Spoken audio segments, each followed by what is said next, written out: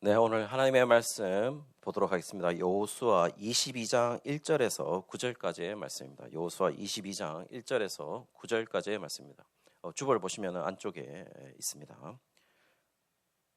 읽도록 하겠습니다. 그때 여호수아가 르우벤 사람과 갓 사람과 므낫세 반 지파를 불러서 그들에게 이르되 여호와의 종 모세가 너희에게 명령한 것을 너희가 다 지키며 또 내가 너희에게 명령한 모든 일에 너희가 내 말을 순종하여 오늘까지 날이 오랫도록 너희가 너희 형제를 떠나지 아니하고 오직 너희의 하나님 여호와께서 명령하신 그 책임을 지키도다. 이제는 너희의 하나님 여호와께서 이미 말씀하신 대로 너희 형제에게 안식을 주셨으니 그런즉 이제 너희는 여호와의 종 모세가 요단 저쪽에서 너희에게 준 소유지로 가서 너희의 장막으로 돌아가되 오직 여호와의 종 모세가 너희에게 명령한 명령과 율법을 반드시 행하여 너희의 하나님 여호와를 사랑하고 그의 모든 길로 행하며 그의 계명을 지켜 그에게 친근히 하고 너희의 마음을 다하여 성품을 다하여 그를 섬길지니라 하고 여호수아가 그들에게 축복하여 보내매 그들이 자기 장막으로 갔더라. 므낫세 반 지파에게는 모세가 바산에서 기업을 주었고 그 남은 반 지파에게는 여호수아가 요단 이쪽 서쪽에서 그들의 형제들과 함께 기업을 준지라. 여호수아가 그들을 그들의 장막으로 돌려보낼 때에 그들에게 축복하고 말하여 이르되 너희는 많은 재산과 심히 많은 가축과 은과 금과 구리와 새와 심히 많은 의복을 가지고 너희의 장막으로 돌아가서 너희의 원수에게서 탈취한 것을 너희의 형제와 나눌지니라 하매 르벤 자손과 갓 자손과 므낫세 반 지파가 가나안 땅 실로에서 이스라엘 자손을 떠나 여호와께서 모세에게 명령하신 대로 받은 땅 곧 그들의 소유지 길르앗으로 가니라. 아멘. 네, 오늘 성도님들 설 잘 보내셨습니까? 설 잘 보내고 조금 들뜬 마음으로 오셨을 것 같기도 하고 다시 또 피곤한 마음으로 오셨을 것 같은데 오늘 말씀을 듣는 가운데 하나님의 음성을 듣는 시간이 되시기를 주의 이름으로 축원합니다. 오늘 본문은 가나안 정복이 마무리되었죠. 가나안 정복이 마무리되고 요단 서편에 이제 기업 분배도 다 끝났습니다. 요단 서편에 있는 기업 분배를 다 끝나고 나서 요단 동편에 있는 기업을 얻은 르우벤 그리고 갓 그다음에 므낫세 반지파가 이제 그들의 소유지로 이제 귀환하는 겁니다. 그쪽으로 귀환하는 것이죠. 그 장면을 오늘 다루고 있습니다. 그렇다면 오늘 본문을 보시면은 오늘 본문은 세 부분으로 나누어질 수 있습니다. 우리 자막을 보시면 세 부분 이렇게 나눠져 있습니다. 르우벤, 갓, 므낫세 반지파에게 대한 칭찬이 1절부터 3절까지 나와 있습니다. 그리고 요단 동편 지파를 향한 여호수아의 권면하는 장면이 4절부터 5절까지 나와 있고 6절부터 9절까지 요단 동편에 있는 지파들이 이제 귀환하는 장면들이 이 마지막으로 이 오늘 본문을 마무리를 하고 있는데요. 첫 번째 부분을 한번 보시죠. 첫 번째 부분을 보시면 이제 칭찬하는 장면인데요. 르벤, 갓, 므낫세 반지파가 잘 이제 요단 서편의 가나안 정복에 대한 일들에 대해서 칭찬하는 장면입니다. 1절에 보시면은 여호수아가 이 세 지파죠. 르벤, 갓, 므낫세 반지파 사람들을 실로로 불러 모으는 것이 바로 1절에 나와 있습니다. 그러면 2절에 보시면은 이제 모세로부터 이 여호수아에게 이르기까지 이 명령한 것을 너희들이 충실히 지켰다라는 사실들을 얘기를 하고 있고 3절에 보시면은 어떤 일이 벌어지냐면은 요단 서편 정복을 위해서 선발된 4만 명이 이제 요단 서쪽으로 원래는 요단 동편에 머물러야 되는데 요단 서편에까지 와서 4만 명이 와서 건너와서 함께 싸웠고 가나안 정복과 기업이 분배되기까지 한 5년에서 한 7년 정도 걸린 것 같습니다. 5년에서 7년 정도까지 가족과 떨어져서 왜냐하면은 군사들만 건너왔거든요. 그래서 가족과 떨어져서 5년과 7년 정도 있었다는 것이죠. 그렇게 충실히 명령을 순행했다, 명령을 순종했다라는 사실들을 이야기를 하고 있습니다. 그러면서 오늘 본문의 두 번째 부분인 4절부터 5절까지 보시면은 이 요단 동편 지파들에 대해서 이 여호수아가 권면하는 장면이 이제 진술이 되어 있는데요. 4절에 보시면 이렇게 되어 있습니다.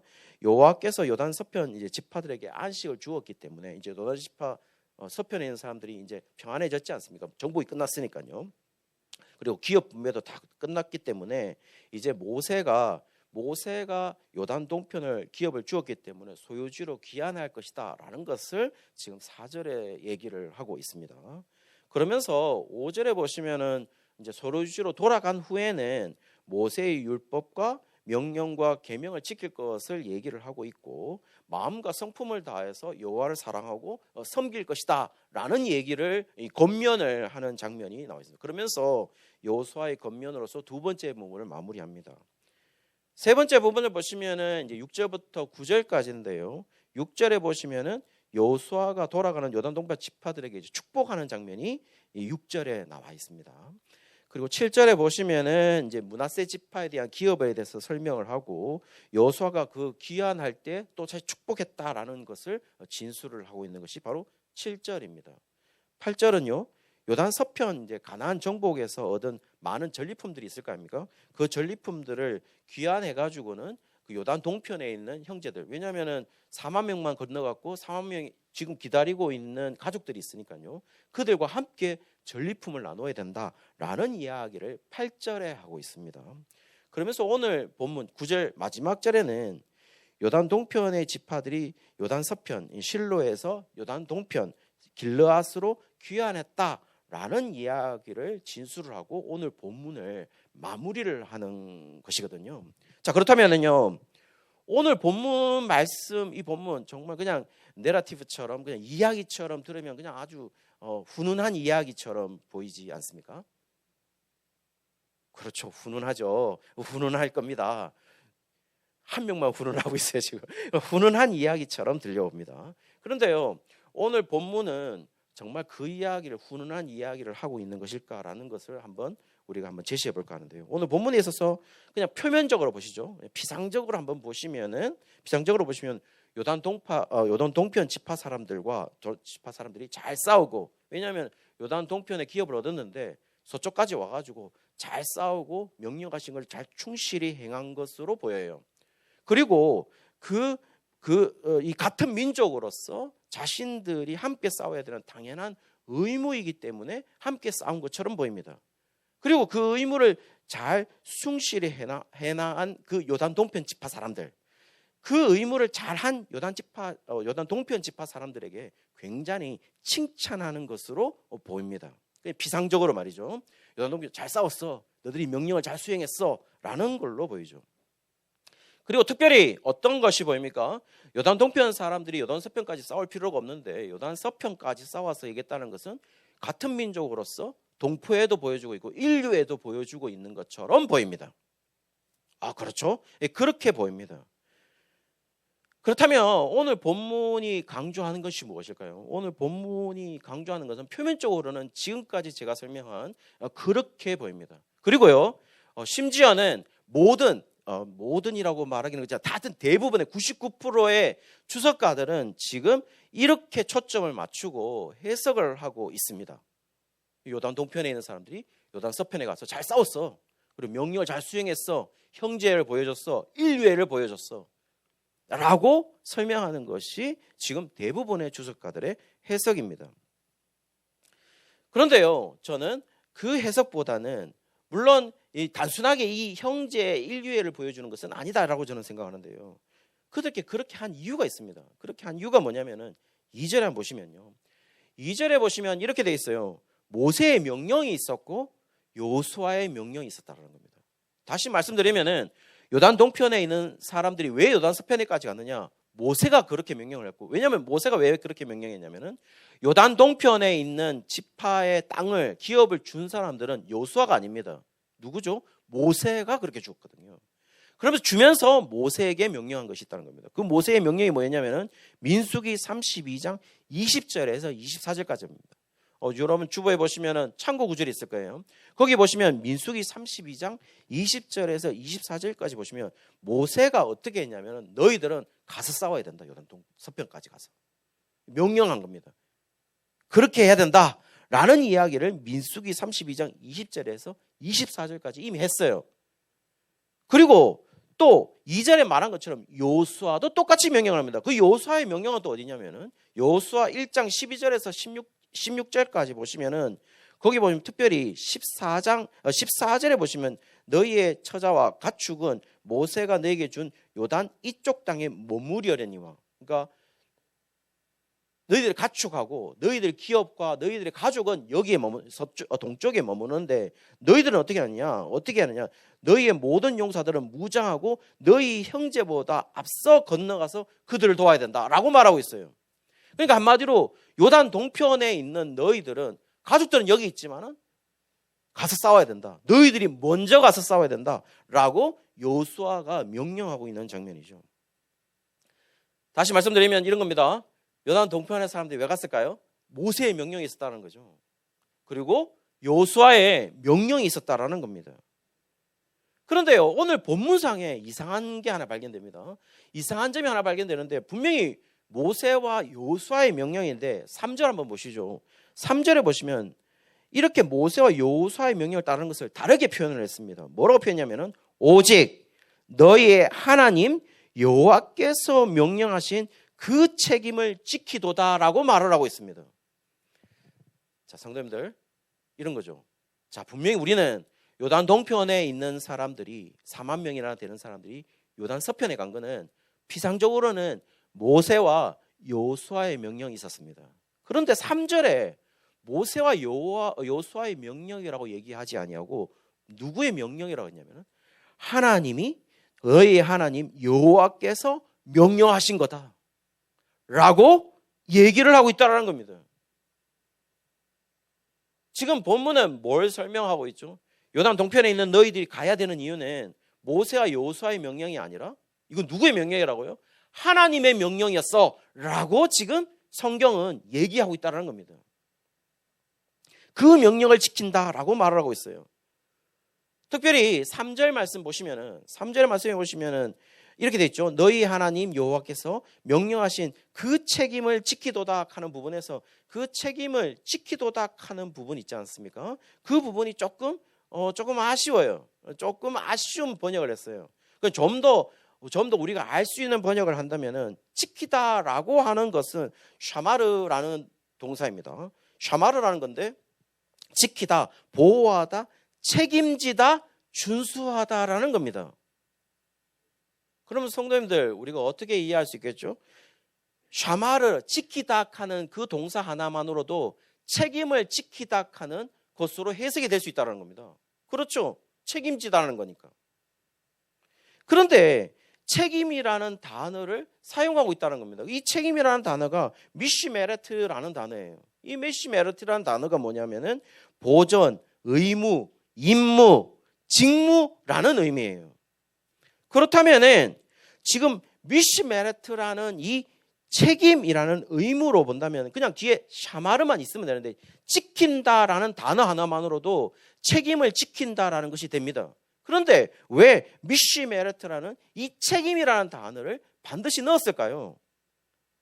그렇다면 이 미시메레트가 가지고 있는 진짜 의미를 우리가 알 필요가 있겠죠. 이 미시메레트는 우리나라 성경 말씀에 책임이라고 되어 있는, 이 책임이라고 되어 있는 이 성경 말씀 보시면은 영어 성경어는 charge라고 되어 있어요. charge가 뭐죠? 요금 이런 거 되어 있죠. 고발, 비난 이런 거 되어 있죠. 책임, 담당이라는 의무도 있습니다. 이 의미도 가지고 있죠. 자, 그렇다면은 성도님들, 우리가 한번 생각해 보시죠. 이런 식의 그냥 책임이라는 책임이라는 단어로 우리가 이 단순하게 이 의미로 받아들였다면은 해도 되고 안 해도 되는 거잖아요. 다시요, 성도님들, 우리가 한번 생각해 보십시오. 책임을 지키다라는 말을 얘기했을 때 이게 책임이면 우리가 해도 되고 안 해도 되는 겁니다. 그렇죠? 안 했을 때는 비난이 조금 있죠. 그렇죠? 칭찬을 받거나 칭찬하지 않는 것이죠. 그 정도로 이 책임을 해석을 할 수 있을 것 같아요. 그런데요, NIV는 이 본문을, 이 책임이라는 미시메레트를 어떻게 해석했냐면은 더 미션이라고 해석했어요. 미션이 뭐죠? 임무, 사명이라고 해석을 했다라는 겁니다. 그리고 그 의미가 분명히 있습니다. 미시메레트에는. 그렇다면은 그 의무 속에서는 뭐라고 담겼다는 거죠? 반드시 이 명령을, 이 의무를, 이 사명을 지켜야 된다라는 이야기를 하고 싶은 거죠. 3절은 그렇게 해석된다는 겁니다. 그렇다면 우리가 지금 사실 오늘 본문의 주석가들이 이 대부분의 주석가들이 뭐라고 해석을 했습니까?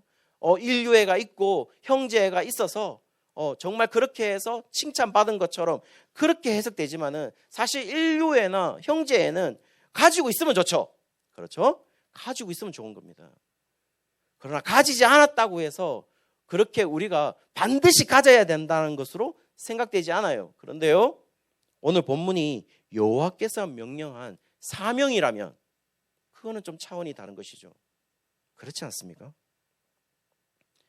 그들의 수고, 요단 동편에 있었던 사람들이 요단 서편까지 와서 그들의 수고를 칭찬하는 것은 분명히 맞습니다.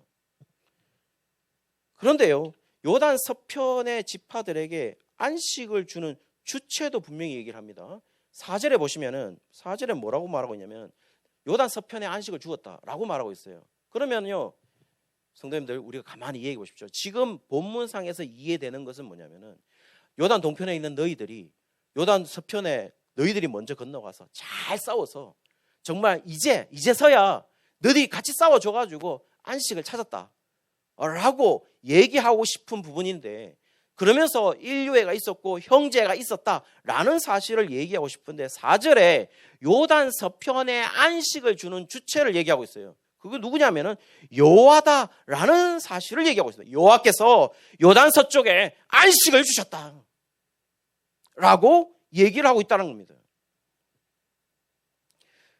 그들에게 칭찬하지만 그들에게 강조되고 있는 것은 계속해서 형제애나 인류애를 가지라고 말하고 있는 것이 아니고 5절에 보시면 뭐라고 말하고 있습니까?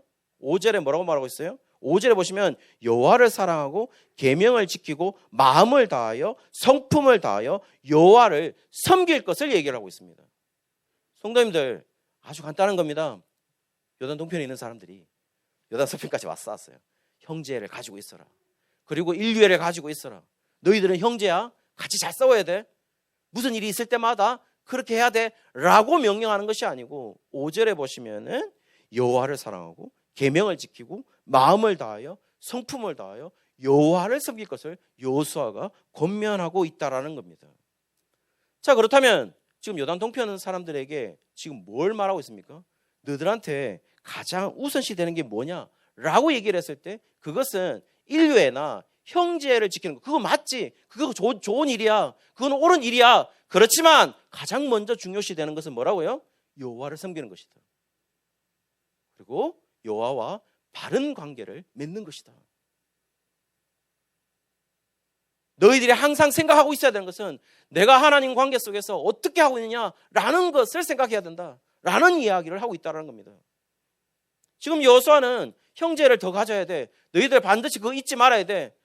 일 생기면 같이 싸워야 돼 라고 강조하고 있는 것이 아니라 여호와를 섬겨야 된다.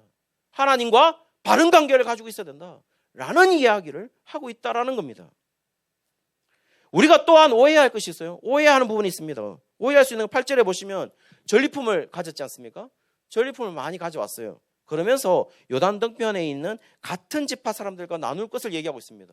그러면서 야 봐라, 너희들이 가져왔으니까 같이 나누는 거 마치 가족의 이런 것처럼 인류의 형제를 보여주는 것처럼 보이지만요, 사실은 철저하게 그들이 잘 싸워서 얻은 보상으로서 이 전리품을 이해해서는 안 된다라는 것이죠. 왜냐하면 이것은 하나님이 주신 선물이지 그들의 능력의 보상이 아닙니다. 예를 들어서 이런 겁니다. 성도님들 가만히 생각해 보시죠. 요단 동편에 있는 사람들이 서편에 잘 싸웠어요. 전리품을 얻었습니다. 내가 잘 싸워서 얻은 보상이에요. 그러면 어떻습니까? 나눠도 되고 안 나눠도 되는 겁니다. 그렇지 않습니까? 그런데 나누면 좋죠. 그런데 이 나누면 좋다라는 이야기를 하고 있는 게 아니란 말이죠. 지금 철저하게 나눌 것이라는 것에 대해서 반드시 나눠야 되는 것이지 네가 나눠도 되고 나누지 않아도 되는 그런 차원의 이야기를 하고 있는 게 아니에요. 형제를 얘기하고 있는 게 아니란 말이죠. 뭘 얘기하고 있는 거냐?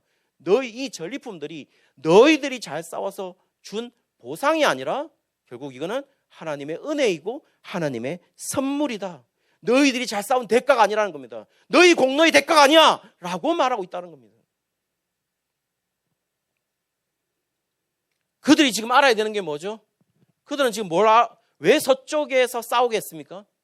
왜 동쪽 사람들에게, 요단 동쪽 지파 사람들이 서쪽에 와서 싸우겠습니까? 그들은 왜 싸워야 되죠? 인류애 때문에요? 아니에요. 뭐죠? 오로지 하나님의 큰 일을 보게 하고 하나님의 큰 일을, 가나안 정복, 약속한 땅이 어떻게 성취되는지, 어떻게 얻어지는지를 그들을 통해 배우게 하는 거죠. 더 배우게 해서 또 무슨 목적이 있죠? 당대 사람들을 위해서요? 아니요. 후대 애들을 위해서. 요단 동편의 후대들은 모르지 않습니까? 그렇게 하나님의 은혜가 어떻게 작용했는지. 요단을 건너서 7년 동안 정복하고 땅을 기업으로 나눌 때까지 요단 서편에 있어야 하는 그 있어야 했던 이유는 뭐냐? 바로 그들이 책임을 다하는 사명이었다라는 겁니다. 그들은 사명을 지켰다라는 거죠. 그들의 인류애나 그들의 형제애가 아니라 그들은 지금 사명을 지키고 있다는 겁니다. 사명을 향하고 있다는 거죠.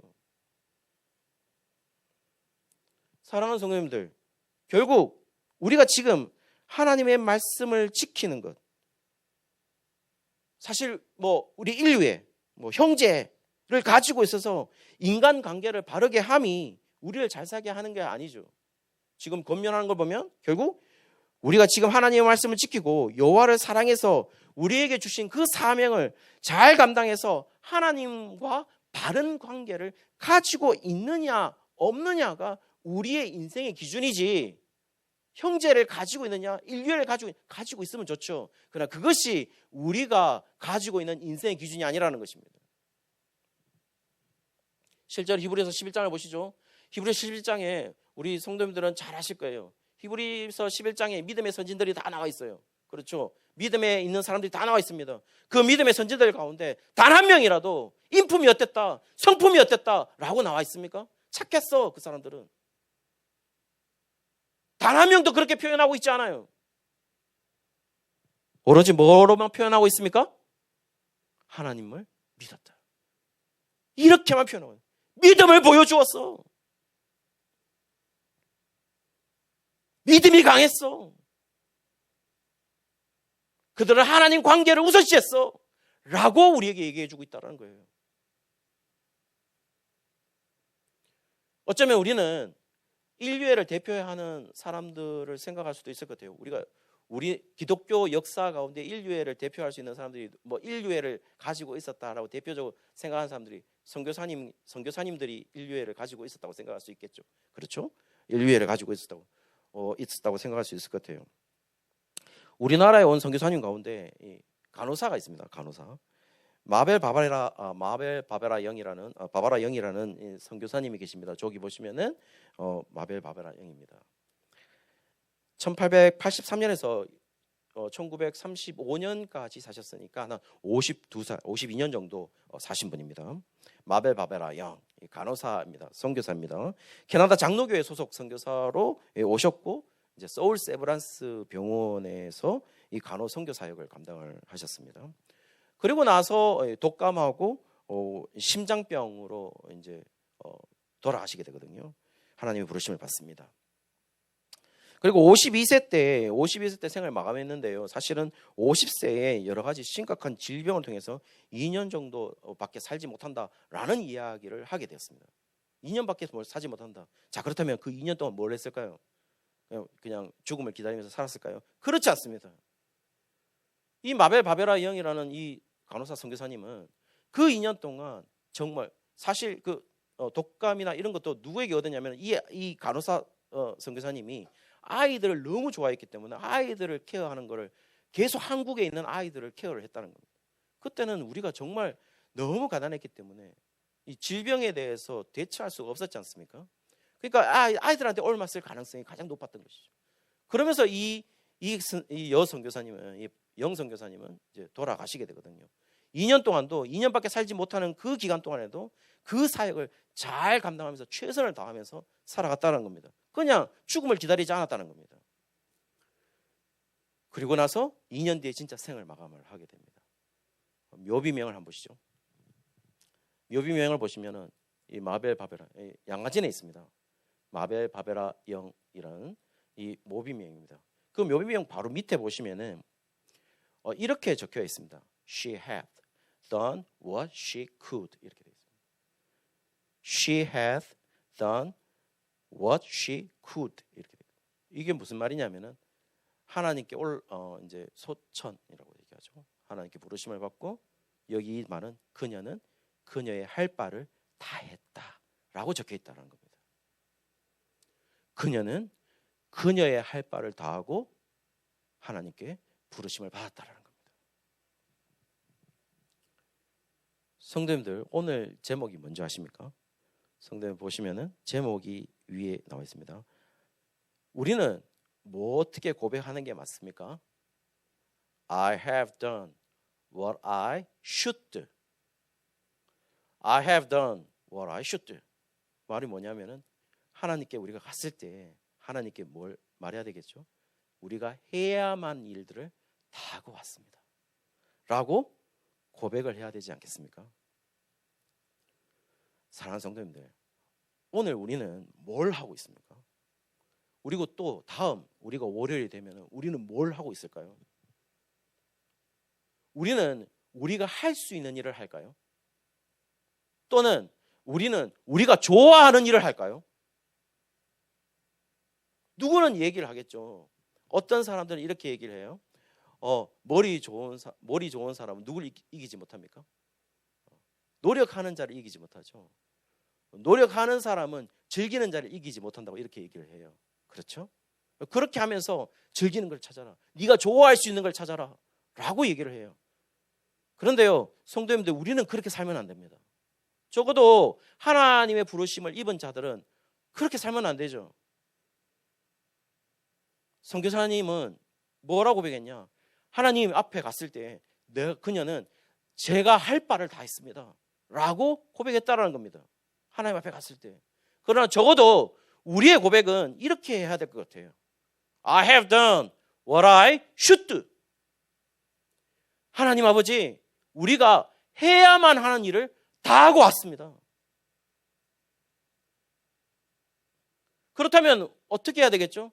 우리는요, 우리가 해야만 하는 일을 하나님 우리에게 주셨습니다. 사명이라는 것을요, 미션이라는 걸 주셨습니다.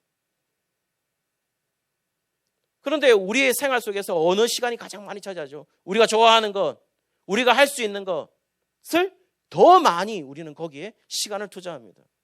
내가 할 수 있으니까요.